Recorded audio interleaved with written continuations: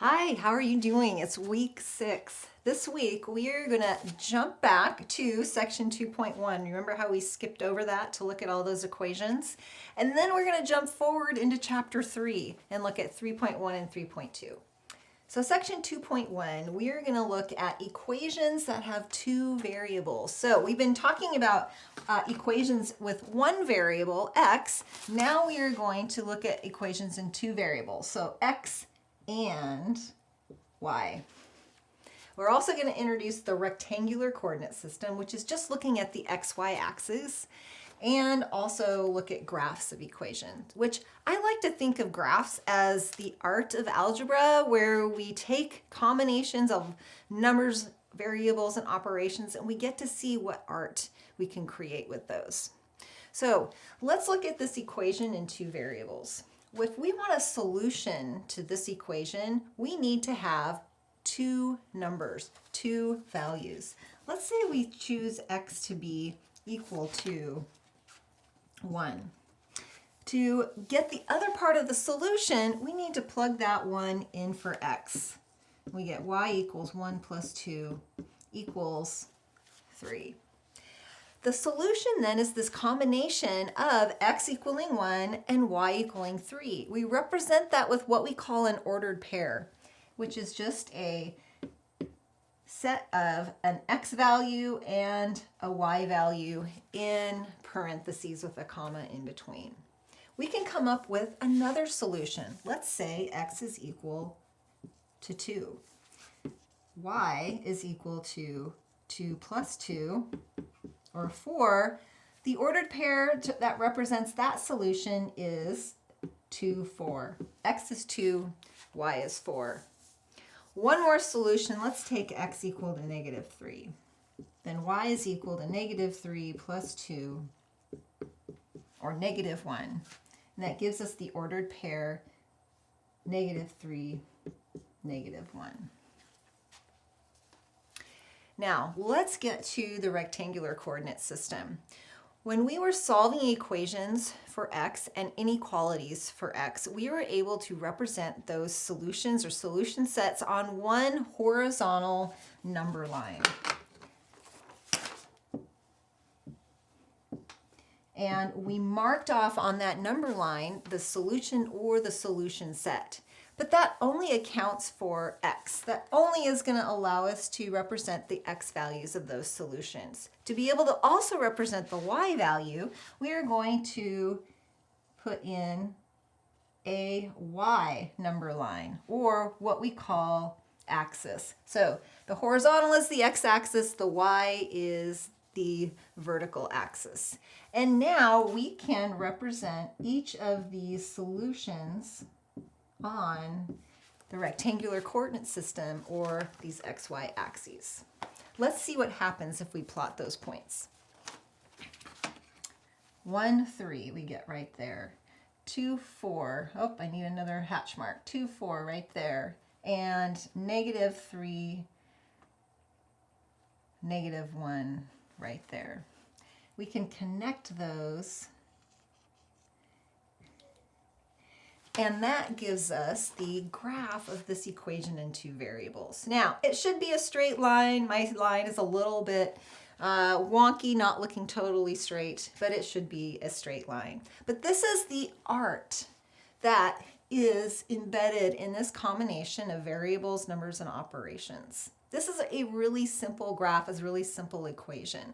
And we're going to get to look at equations that give us graphs that are much more elaborate and much more artistic looking. One other thing we're going to talk about in this section is x and y intercepts. Just a definition, it is where the graph crosses the x and y axes. So right here we have the y-intercept,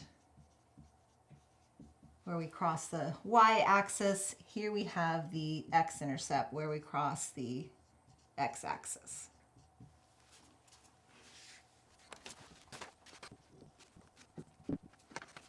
So this week we're going to move into chapter 3, which is all about functions. Functions are subsets of equations. not all equations are functions, but all functions are equations. So functions are a subset of equations in two variables.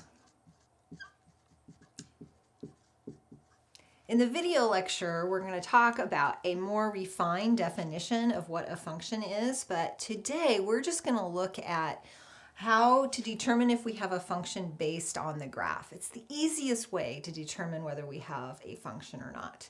So here is an equation in two variables, y equals x squared minus 1, and just a quick sketch of the graph is like this. And here we have x squared plus y squared equals 4. A quick sketch of the graph of this equation is like this. It makes a circle. So to determine whether these graphs represent functions or not, we only have to draw a vertical line through the graphs.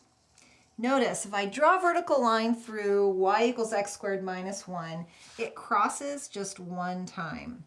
Anywhere I draw a vertical line, it is only going to cross one time. That makes it a function. If the vertical line crosses at most one time, we have a function. So this equation is a function. Let's go to x squared plus y squared equals 4, the circle. We draw vertical lines through this graph. We can see that we're going to cross more than once. This equation does not represent a function.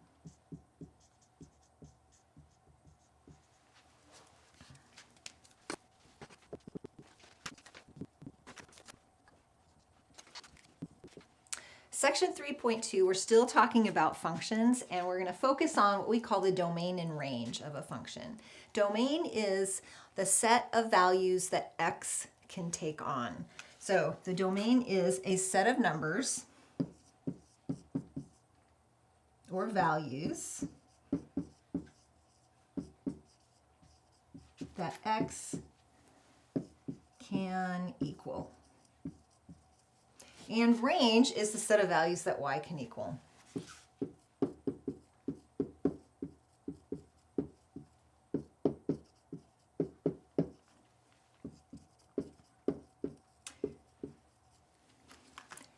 We are going to learn how to find domain from the equation of the function, and we are going to learn how to find domain and range from the graph of a function. So let's just take a look at this at the graph of this function and determine what values x equal and what values y equal. And that'll give us our domain and range.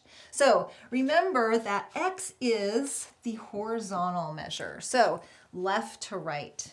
To find the domain, we want to identify what's the smallest value that x takes on and what's the largest value that x takes on. So the smallest value is going to be the leftmost, from the leftmost point.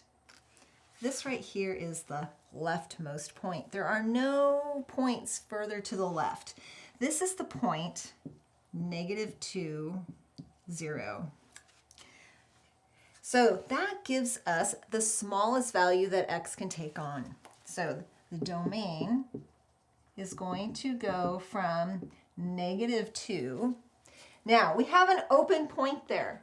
It's not actually included. So in interval notation, we use a parenthesis. It says it's going to start at -2 but not include -2. To get the maximum value that x can take on, we look for the rightmost point. That is this point right here. The point is 4, 1. Picking up the x value of 4, that gives us the largest value that x can take on. There's a solid point, so we're going to use a bracket to show that 4 is included in the domain. Now let's look at the range. We're looking for y values, so that is along the vertical. So we want to look for the minimum point, which is right here. That's the point 3, -1. To get the minimum value that y can equal, we're going to pick out the y coordinate from that point. It's a -1.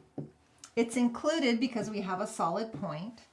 And then to get the maximum point, we look for the highest point. Or if we look for the maximum value that the range can be, that y can be, we look for the highest point, which is this right here. That is the point 0, 3. We look for the y value. It is 3. That is the largest value in the range. It's a solid point. It's included, so we use brackets. We're going to do lots of practice of finding domain and range of functions, both from their graphs and from their equations.